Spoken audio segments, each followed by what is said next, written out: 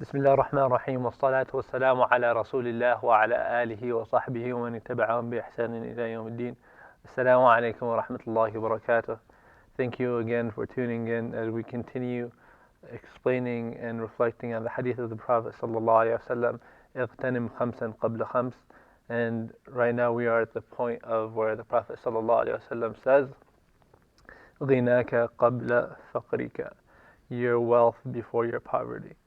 And this is a very important point because oftentimes people think that their wealth and what they do with it and how they earned it has nothing to do with Allah subhanahu wa ta'ala and the principles of their deen.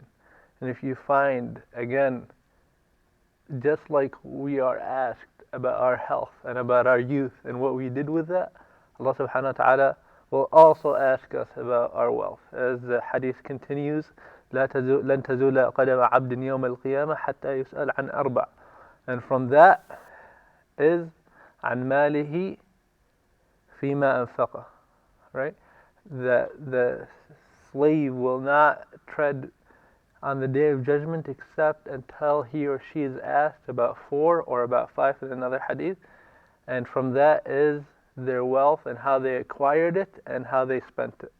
And we've seen so many people who were wealthy and who were great philanthropists, and they had a huge amount of wealth, as you have right now with the whole talk about billionaires in politics. You have so many people with huge amounts of wealth, and yet at the same time we've seen some of these people go bankrupt.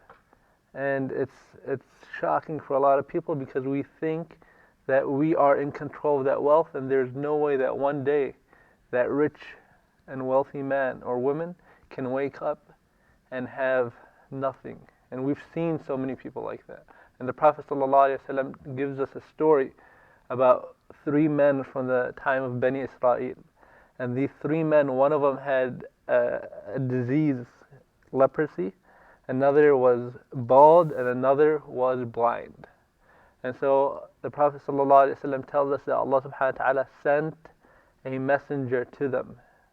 And that messenger went to the first man, the leper, and he offered him a wish. And he says, I wish that Allah subhanahu wa ta'ala cures me from this disease and that he gives me something from the she-camels, right? And he goes on and he tells him, Allah subhanahu wa ta'ala will grant you it.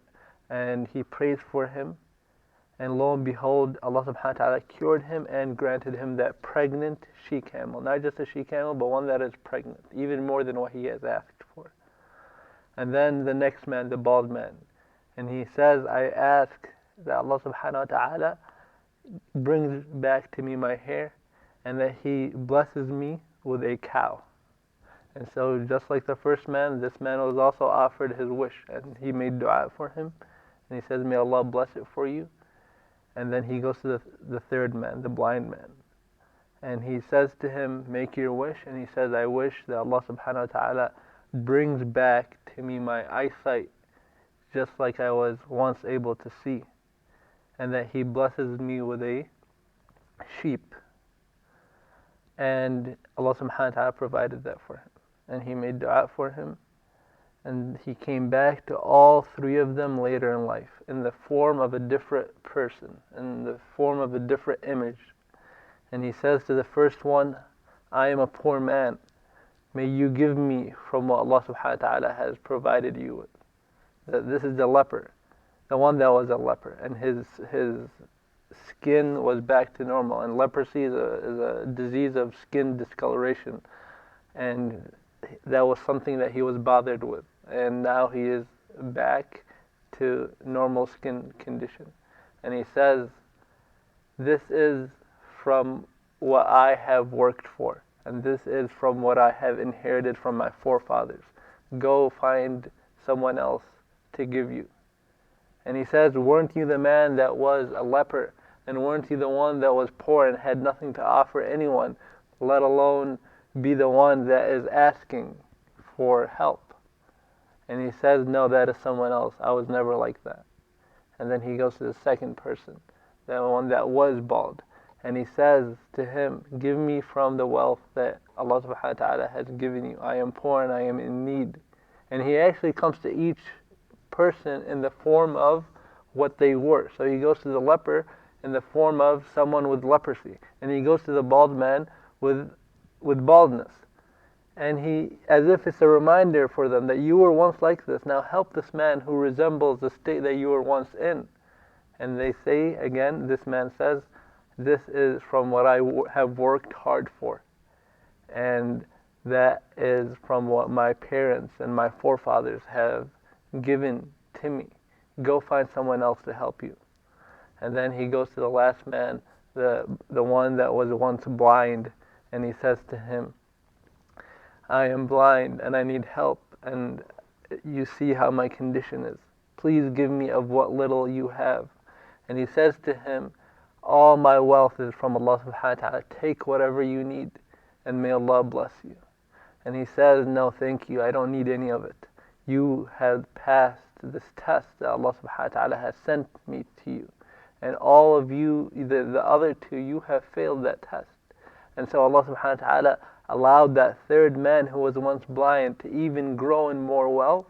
And those two, their wealth vanished, just like it had once before Ben.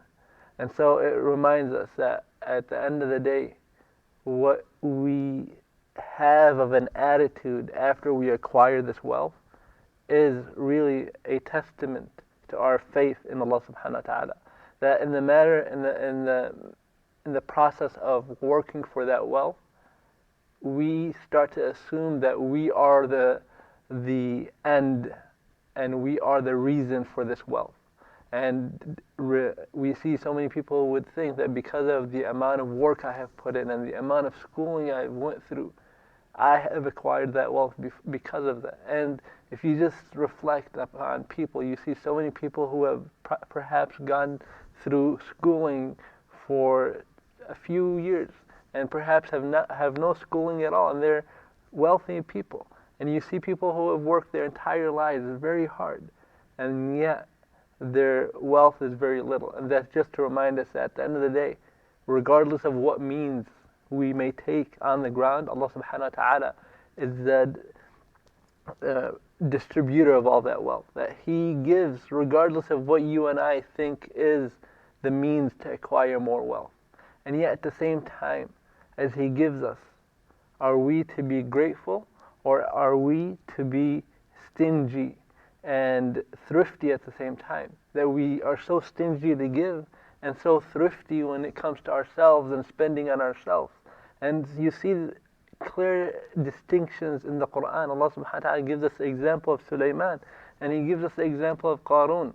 And Sulaiman alayhi salam, he says when he sees his kingdom and when he sees what he has been given, he says, هَذَا مِن فَضْلِ رَبِّي لِيَبْلُوَنِي أَشْكُرْ أَمْ أَكْفُرْ. This is from what Allah subhanahu wa ta'ala has bestowed upon me. This is from the provisions of my Lord, that He may try me. Am I going to be grateful or am I going to be ungrateful? And this is a man, Sulaiman alayhi salam, Prophet Sulaiman was given what no other human being was given. And at the end of the day, he is grateful. And then you see the example of Qarun, who was definitely wealthy, one of the wealthiest men in the people of Musa alayhi salam. And yet he says, إِنَّمَا أُوتِيتُهُ عَلَى عِلْمٍ. He says about his wealth and his kingdom and all that he possesses, I have acquired it out of my own knowledge. See the arrogance of someone who was, yes, given something substantial. And Sulaiman alayhi salam, someone who was given far more than that, and yet he is still grateful and attributing his success, attributing his wealth, attributing his own ability to Allah subhanahu wa ta'ala. And so we see from this that at the end of the day, regardless of what we account in terms of wealth and in terms of provisions, that at the end of the day, we attribute it to Allah subhanahu wa ta'ala, and we don't become deluded by all that. And we learn that there are two important concepts that our religion teaches us in terms of dealing with our wealth: how we earned it and how we spend it. and that we spend and we earn with taqwa of Allah subhanahu wa ta'ala, as we're conscious of Allah subhanahu wa ta'ala. When you go out to earn your wealth, you are aware of where that wealth is coming from. You are careful not to be earning income that is not lawful, income that is coming from unjust means, income that was perhaps robbed from someone else, or perhaps dealt in matters such as things that Allah subhanahu wa ta'ala had made prohibited. So that you even see from the times of the companions that there's a beautiful story of a woman who tells her husband as he goes out to seek income for his family and to bring, as they say, bread on the table. And she says to him, be careful, for our stomachs can endure hunger, but our stomachs cannot handle the fire. To be God conscious of that wealth that you're bringing into the house, that it is from a halal source. And that at the end of the day, when you earn that wealth, how did you spend it? And first and foremost, the ones who have right upon that wealth is your family.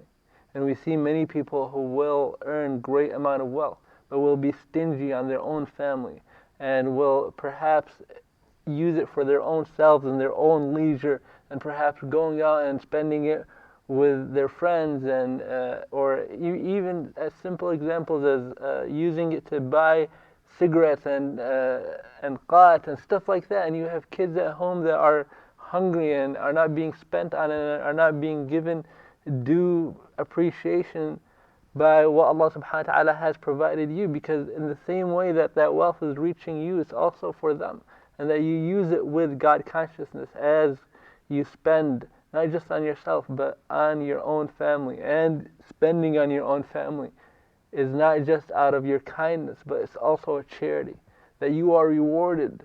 So this is one kind of charity in which you're obligated to do, but at the same time you're rewarded, and that's out of the generosity of Allah subhanahu wa ta'ala.